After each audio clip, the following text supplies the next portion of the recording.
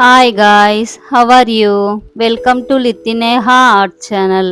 இன்னைக்கு நண்பர்களும் அவர்களின் குணங்களும் அப்படின்ற கதையை தான் நான் உங்களுக்கு சொல்ல போறேன். வாங்க கதைக்குள்ள போகலாம். ராம், ராஜ் என்ற இரு நண்பர்கள் ஒரு கிராமத்தில் வசித்து வந்தனர். அவர்கள் நண்பர்களாக மட்டுமல்லாமல் வியாபாரத்திலும் பங்காளிகளாக உள்ளனர். அவர்களது வியாபாரமும் வெற்றிகரமாக நடந்து வந்தது.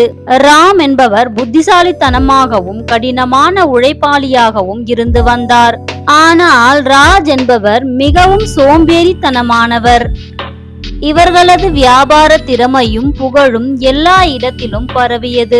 ஆகவே இவர்கள் எல்லா அரசவை வியாபாரிகளாலும் அழைக்கப்பட்டனர். இருவரும் அந்த அரசவைகளுக்கு பயணித்து தங்களது வியாபாரத்தை செய்து நிறைய பணத்துடன் திரும்பினர். இருவரும் தொடர்ச்சியாக பல அரசவைகளுக்கு வியாபாரம் நிமித்தம் பயணித்து பொருளீட்டி வந்தனர்.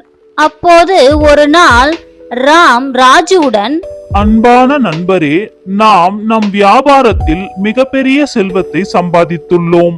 நாம் வெளியூர்களுக்கு செல்லும் போது அதனை பத்திரமாக பாதுகாக்க வேண்டும் என்றார். ராஜுவும் இதுதான் சரியான வழி என்று அதனை ஏற்றுக்கொண்டார். நாம் இங்குள்ள கோவிலின் அருகிலுள்ள மரத்தின் அடியில் ஒரு குழி பறித்து அதனுள் நமது செல்வங்களை வைத்து செல்லலாம் என முடிவு செய்தனர். கோவிலின் அருகிலேயே சேமிப்பு இருப்பதால் எந்த ஒருவருக்கும் திருட துணிவு வராது. ஆகவே நாம் திரும்பி வரும் வரை நமது பணம் பத்திரமாக பாதுகாப்புடன் இருக்கும் என்று ராஜ் பதிலுரைத்தார்.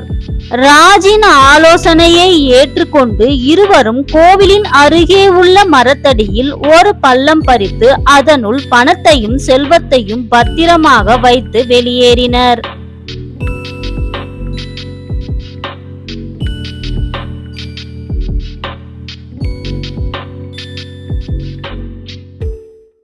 சில மாதங்களுக்கு பிறகு மரத்தடியில் வைத்த பணத்தை எடுக்க முயன்றனர். ஆனால் அந்த குழியில் அவர்கள் வைத்து சென்ற பணமோ செல்வமோ இல்லாததை கண்டு திகைத்து போயினர். இந்த சம்பவத்தை கிராம பஞ்சாயத்தாரிடம் எடுத்து சென்றனர். அங்கே ராம், மதிப்பிற்குரிய பஞ்சாயத்தின் தலைவரே, கோவில் மரத்தடியில் பணம் பத்திரப்படுத்தப்பட்ட நிகழ்வு எனக்கும் ராஜுவுக்கும் மட்டும்தான் தெரியும். ஆனால் தற்பொழுது அந்த பணம் அங்கே காணவில்லை. இதனை தயவு கூர்ந்து விசாரித்து நீதியினை நிலைநிறுத்த வேண்டும் என்று ராம் கேட்டுக்கொண்டான். அதற்கு நண்பர் ராஜ், பெரியவர்களே, இந்த பணத்தை நான் திருடவில்லை. இதற்கு இந்த மரமே கூட சாட்சியாகும் என்றார். தொடர்ந்து அவர் மரத்தின் பக்கம் திரும்பி, ஓ மரமே, நீயே உண்மையை சொல்லவும் என்று கூறினான். அத்தருணத்தில் மரத்தின் உள்ளே இருந்து ஒரு குரல் கேட்டது.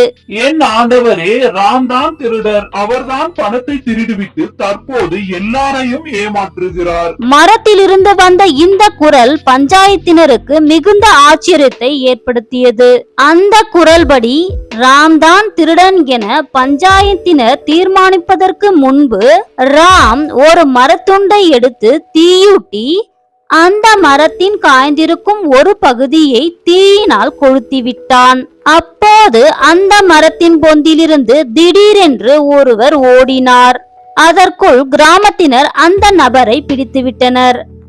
அவர் வேறு யாரும் இல்லை, ராஜுவின் தந்தையே ஆகும். இதனால் ராஜ்தான் உண்மையான குற்றவாளி என்பது தெளிவாகியது. பஞ்சாயத்தினரும் ராஜ்விடம் உள்ள பணத்தை பறிமுதல் செய்து ராமிடம் அளித்தனர். ராமும் தனக்கு சேர வேண்டிய பங்கை மட்டுமே எடுத்துக்கொண்டு மீதத்தை ராஜ்விடமே கொடுத்து விட்டான். பஞ்சாயத்தினரும் கிராமத்தினரும் ராமின் நீதியான இந்த செயலை மிகவும் பாராட்டினார்கள். இந்த கதையின் மூலம் உண்மையே வெல்லும் என்பதை நாம் உணரலாம். இந்த கதை உங்களுக்கு பிடிச்சிருக்கும்னு நினைக்கிறேன். லைக் பண்ணுங்க, உங்க ஃப்ரெண்ட்ஸுக்கும் ஷேர் பண்ணுங்க, சப்ஸ்கிரைப் பண்ணுங்க. அப்படியே பெல் ஐக்கானை கிளிக் பண்ணி ஆல்ல போட்டு வச்சுக்கோங்க. அப்பதான் நான் போடுற வீடியோ உங்களுக்கு நோட்டிஃபிகேஷனா வரும். We will meet in the next story. Bye.